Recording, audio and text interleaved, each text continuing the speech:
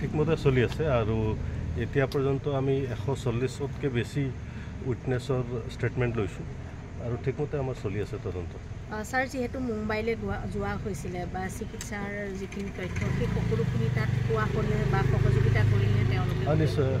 মুম্বাইত আমি কিছুমান তথ্য সংগ্ৰহ কৰাৰ কথা আছিল, ষ্টেটমেণ্ট লোৱা কথা আছিল, সেইখিনি আমাৰ টীমে কৰি আহিছে।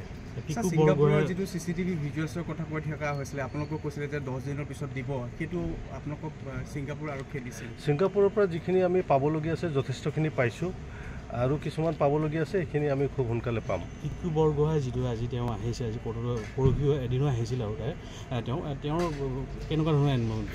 তেওঁৰ যিখিনি ষ্টেটমেণ্ট ল'বলগীয়া আছিল আমি লৈছোঁ আৰু তেওঁৰ কোৰ্টতো ষ্টেটমেণ্ট লোৱা হৈছে।